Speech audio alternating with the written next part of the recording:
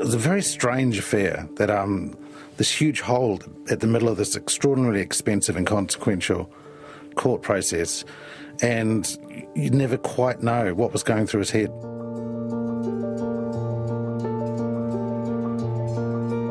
Welcome to Crimes NZ with me, Jesse Mulligan.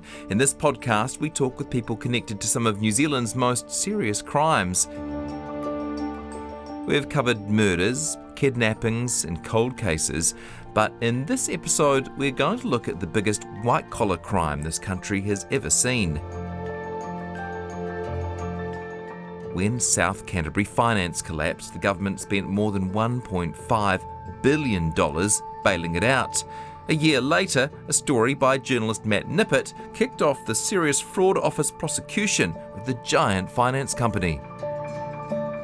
This is now 10 years ago, and that saga dragged on until it collapsed, and then through the trial and various court actions. That was a 5-year block. But for 1 year of that time, I was just writing about South Canterbury Finance. Just 2 or 3 stories a week. It got to the point where, it was such a big collapse and so much was coming out of the woodwork that I'd be getting 3 or 4 tips a day on the phone and the email, and have to keep asking them how much money was lost, because if it's not more than $5 million, I'm just not getting out of bed for it. Oh my gosh! There was there was rot all over the show. You're the Christy Turlington of New Zealand journalism. Yeah, I mean it was quite a privilege to be able to just pick the eyes out of it, because some of the stuff going on there was quite extraordinary. And at the centre of it was a man called Alan Hubbard. Who is he? Well, he was a really interesting and I think distinctly New Zealand character. He was, at the time all this blew up, he was in his late 70s, and he was born in 1928, and he was an accountant, and he took over South Canterbury Finance, I think. No one's quite sure because it's so long ago, around the 1960s. Before records began. Well, or if the records existed, they were paper that's long sort of rotten, which again was part of the problem because Hubbard never really got into the digital age. All his records were on paper. But over time, this South Canterbury Finance had grown to be the company's largest finance company. By some margin. It was, 3 or 4 times bigger than any of the others. And sorry, Matt, just explain to people exactly what a finance company is and does. Well, so finance companies do 2 things. One, they accept deposits from investors, and they were quite attractive for those on sort of fixed incomes, because they would pay out, again, in a distinctly New Zealand fashion, that you would buy bonds off them, and they would pay a set interest rate every year. And you'd buy them for 1, 2 or 3 year periods. So you'd make short-term investments. And on the other side, using that money that was taken from investors, they would reinvest it, typically in, again, distinctly New Zealand story, into property investments, which of course raised a problem when your property investments were long. You'd invest and break ground, build something. You might not sell it for 5 or 6 years, but all the money coming in was short. So you had to rely on a constant cycle of new investors. And if there was any disruption to the confidence of the market, it could all go south very, very quickly and cash could run out, which began to happen when the GFC sort of began to bite in 2007, 2008. Yeah, and this wasn't the only finance company with problems. Later it was sort of decided really that these finance companies were not paying the level of interest commensurate with the risk that people were taking by investing in them, right? The whole model was pretty stuffed. Well, it became quite obvious. People were wondering, why would you put your money with a, blue chip bank that was paying 3 or 4% when instead you could put it with a finance company, get 5 or 6. And people began to think of it as a sort of a riskless premium. There was it was very difficult to raise warnings over, because when the property market was buoyant, these looked like great investments. Finance companies would lend on a block of property, even if they did nothing with it and just left it as a hole in the ground, they would make money. But of course, you're right. South Canterbury Finance was one of many companies, but it was the largest, and it was for a long time regarded as the best run, the most solid. I mean, the advertising explicitly said this is a heartland company run from Timaru, run by Hubbard, who lived a monastic life. I think he drove a 40-year-old VW Beetle. He lived in a very modest house, and they explicitly put themselves aside from wide boys in Auckland. I think is how their advertising characterised it. And of course, once it fell over and we started looking through the loan book, they were investing in pretty much the same stuff everyone else was. Ridiculously speculative resorts in Fiji that collectively lost hundreds of millions of dollars. They just ended up getting so much money coming in, and the good options for investments for them became a much smaller list. They had to go for bigger ones. Because, of course, these guys lent to property developers, typically secured by mortgages, but not sort of first-rank mortgages like you get, for your home from the bank. These were second and third-ranked. So if anything went south, the big banks would get paid out first, and then second tier, then third tier. So if things went bad, these finance companies could find themselves losing quite a lot of the money they advanced. And how significant was this guy, Alan Hubbard? How important was he to the profile and reputation of South Canterbury Finance? I mean, when people put money into this company, did they feel like they were giving it to him? Oh, that was entirely, it was partly marketed on that. But also he was the owner and the chairman, and for a time pretty much the CEO as well. He was South Canterbury Finance, and before things went south, he was, being talked about as deserving of a knighthood. It's worth $650 million, I think, according to MBR. He was wildly popular in Timaru. Unlike many of the other sort of the white-collar criminals I looked at, his motivations were far more complex. He wasn't in it for personal gain. He wasn't taking the money for himself and spending it on wine, women and song. He was effectively giving it away in charity.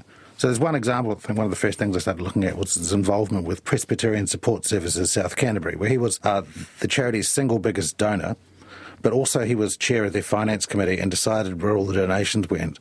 And he directed the charity to invest in South Canterbury Finance. It was very, very circular. So he was donating money to the charity and then effectively giving it back to himself. The charity would get interest on the side, but of course, when South Canterbury Finance went under, suddenly the charity's position became somewhat shaky. You forgot to mention the honorary doctorate that he got as well from Lincoln University in 2006, and I've got a citation here. He was, he was really a hero of the South Island and of New Zealand, certainly in South Canterbury. So when did you get a sniff that there was something going on that needed investigating? Well, I'd at that point, I think, because I'd worked through several newsrooms up at that point, and only just, I think, 2 months before South Canterbury went under in 2009, had become a business reporter. I hadn't really done hard news up until that point, let alone business. And it was clearly an enormous story. This was a multi-billion-dollar company that had gone under. And because of the retail deposits guarantee scheme that had been announced the year before, the government suddenly had to cover all these investors. So Treasury wrote out a nearly $2 billion cheque overnight. And then there was suddenly this quest to how much can we recover? How bad's the rot here? I think I started looking at it the first week, went under, did a story there, then decided to chase up on references to the company's single biggest loan, which was to a hotel across town here in Auckland, formerly known as the Hyatt. A nice five-star hotel, and it was said there was, $40 or $50 million worth of impaired loans there. And I thought, well, let's just have a look. Maybe we can tell the story of South Canterbury Finance as to how they got in such a big hole in this big fancy Auckland building, which of course was quite different to the marketing they were proposing, which was, we lend to farmers and safe, solid developments, and it's all in the provinces and it's heartland values. And here we had five-star Auckland hotel that's an absolute money sink. First thing I tried figuring out is who actually owned the hotel. And that was a wildly convoluted story. There was multiple shell companies where sort of, the nominal owner changed repeatedly, and then the owner of the company on the title, the shares for that had been moved around a lot. So at some point it looked like the company had actually been owned by South Canterbury Finance and Alan Hubbard. And then just before they entered the Retail Deposits Guarantee Scheme, it had got moved to a guy called Peter Symes, who I couldn't figure out who he was. But I did get his address from the company's office because he was the sole director and shareholder of the company owning the hotel. And I called him up, and he was quite surprised because he'd never been to the hotel in his life. Surprised to hear that he owned? Yeah, totally surprised. He was, he described himself, he was quite, it's strange, there's people like this never normally talk like this, but he basically said, look, I just helped my brother-in-law out, and I asked who his brother-in-law was, and he said it was Ed Sullivan, who was Alan Hubbard's lawyer and director of South Canterbury Finance. And this guy, Peter Symes, was suffering terminal cancer. His business background was being a meat worker. I think he was 67 at the time. And he basically admitted to me that he got involved in owning the Hyatt Hotel because there were too many people from one company involved. Like, South Canterbury was too close to the deal, and there was an issue around declaring it as a related party. So they just got Symes to front it. And I actually laughed during that interview because I asked him, aren't you actually worried, do you really think you're an independent director here? And he goes, well, I'm not. I'm not a related party. He goes, like, you literally are related. Your brother-in-law is running the company. And we ended up getting a picture of the guy and put that story on the front page. I didn't quite connect the dots as to the timing and why that mattered at that point, but it seemed extremely weird that you'd have this prime Auckland building worth tens of millions of dollars that also owes South Canterbury Finance tens of millions of dollars, and likely will lose them a fair chunk of that, because again, they ranked behind, I think, ASB Bank or Westpac at the point. At that point was first ranked. And yeah, that created an enormous firestorm. Like, I don't think I've ever gone through anything like that for a news story before. You publishing this story created a big reaction. Yeah, I mean, we had, how do we put this? Within a week, we were served with a search warrant from the Serious Fraud Office wanting my notes and recordings of that interview with Mr. Symes. Well, why hadn't they done that work themselves? It had only gone under a couple of weeks ago, and I mean, you report on the SFO enough and you realise they're not particularly nimble, and typically it takes a bit of nudging to get them to open a case, and then it will take them a year and a half to get to the point where they can charge someone, and then the trial's another year after that. So, I mean, maybe they would have got to it eventually, but they were... but I think they're also particularly concerned that, given Symes had said he was terminally ill, that this guy would die before he could give evidence, which turned out he did. Mm-hmm. And I think I was the only one that ever got an interview with him. I mean, there was some correspondence through his lawyer over the next couple of years where he basically admitted that, yes, he did sign forms from his brother-in-law, but he was indemnified and didn't think he did anything wrong. So that was enough of a mess. Oh, so they came looking for you and you hid? Well, yeah, because I mean, there's this. I mean, I was working for MBO at the time. Hid from the Serious Fraud Office? Well, yeah, not quite. Yes, I guess it was hiding out. But there was a principle of media freedom there, and our boss was Barry Coleman at the time, and was very keen on crusading on this sort of stuff. I mean, I wasn't too fussed about that interview being made public because it was all on the record, and we put the best bits on the front page of the newspaper. But Barry was keen for us to show that we wouldn't roll over when poked by authority, and we couldn't appeal it on the basis of law, so we missed the deadline intentionally by 24 hours. And when they came around to pick it up, I went downstairs and hid in Sal's Pizza, which was just beneath the office until the SFO agents left empty-handed. It was quite all right. I've got an early dinner, I guess. Okay, so that's one little mess, this Hyatt, and it wasn't the only one, right? There were messes like this all over New Zealand. Yeah, I mean, there were some subsidiary frauds going on that was sort of unrelated to South Canterbury Finance management, but because there was this river of money flowing out of SCF, some people took advantage of it. So another one I looked at was there was an IT company called Data South based in Christchurch, and they offered their clients like finance for buying computer gear.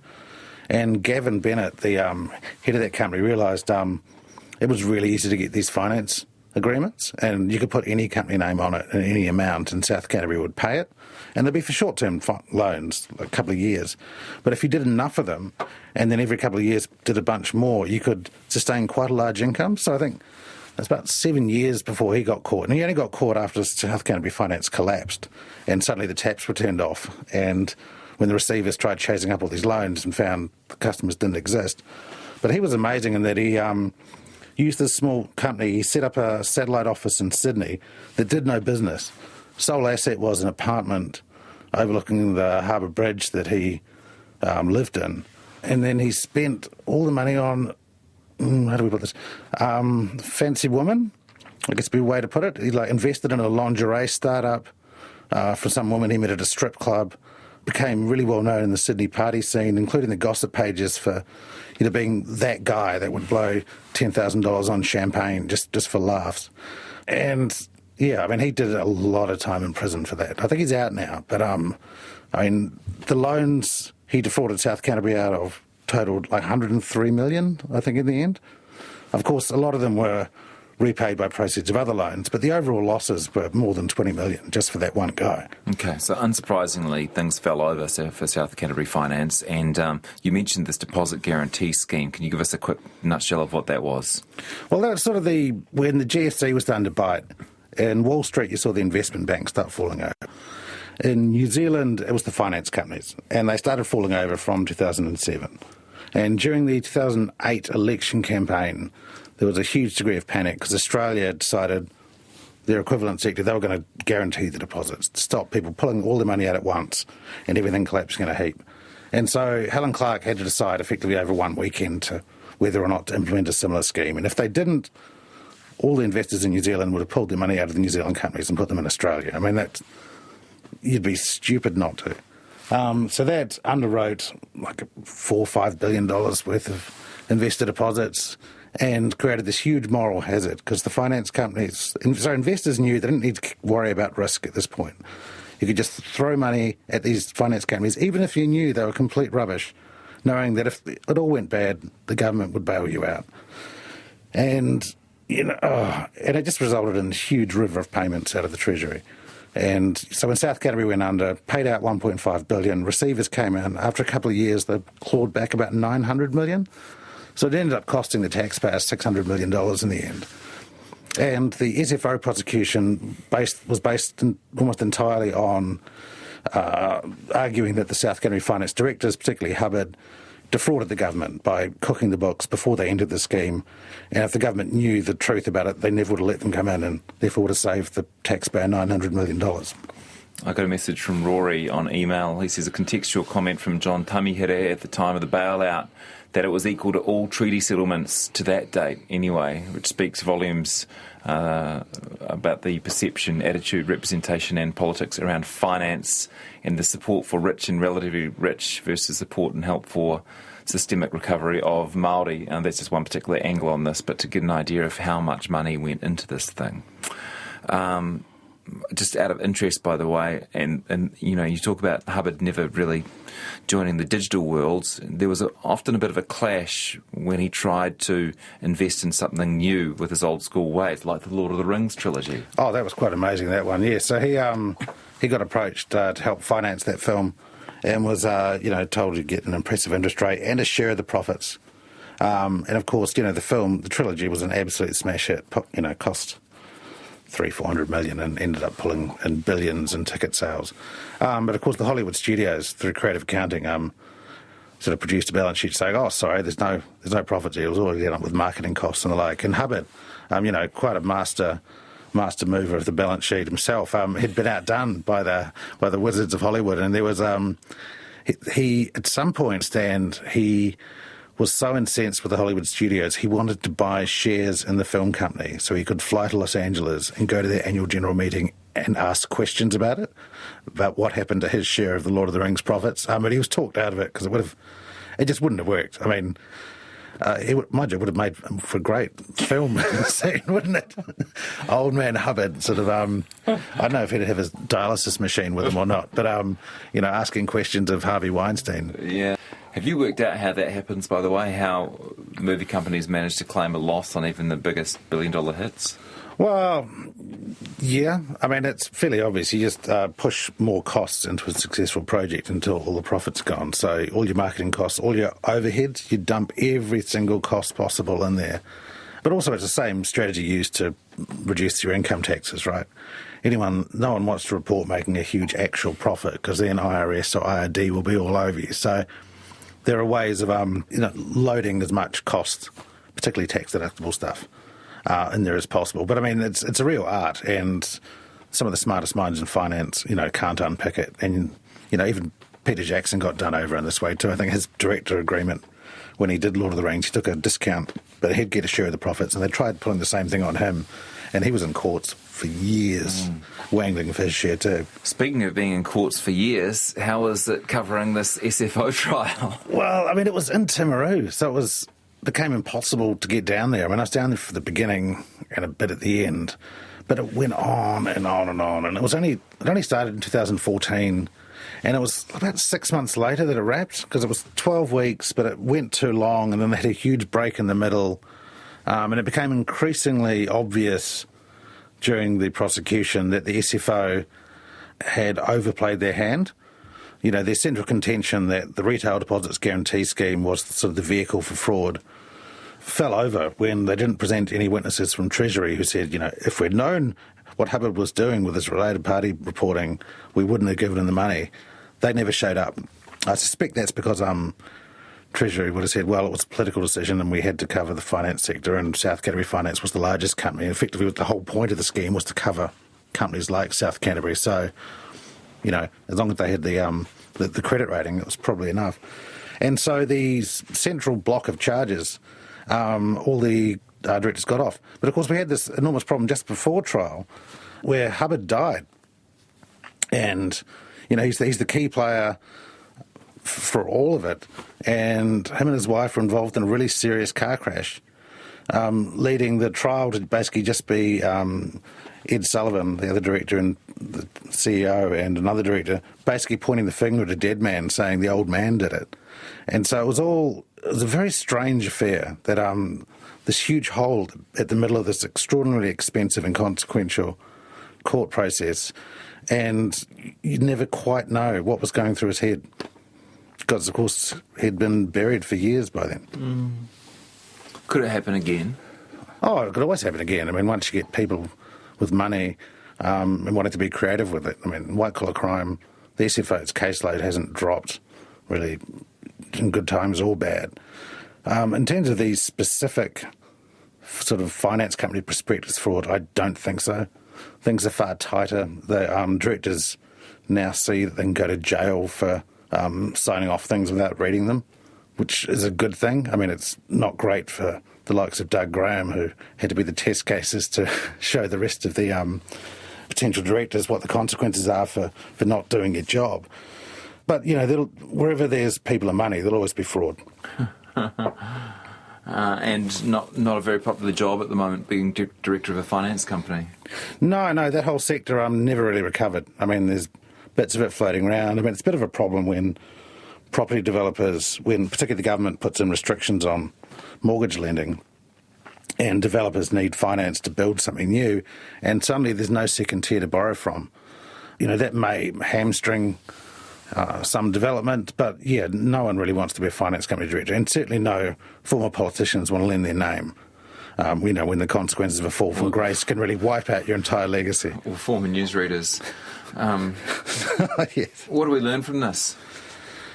What did we learn from this? Well, your fundamental business model has to make sense, and if you're borrowing short and lending long, inevitably you're going to run into problems. And secondly, as an investor, you can't just chase the highest returns. I mean, you have to be aware that if someone's offering you more than the bank, it probably means it's less safe in the bank, and you cannot put all your eggs in one basket.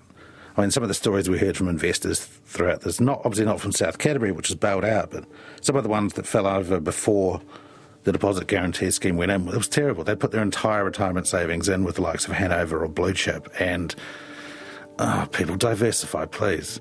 I mean, you don't want your future ruined by one bad man. You've been listening to Crimes NZ with me, Jesse Mulligan. You can find more episodes of this series on the RNZ podcasts page. It's also on Apple, Spotify, iHeartRadio, or wherever you find your podcasts. Follow Crimes NZ so you don't miss an episode, and if you enjoyed it, please give it a rating so others can find it too. If you're looking for another podcast, try the RNZ podcasts page on the website. Only Human and Voices are two good ones that portray remarkable people.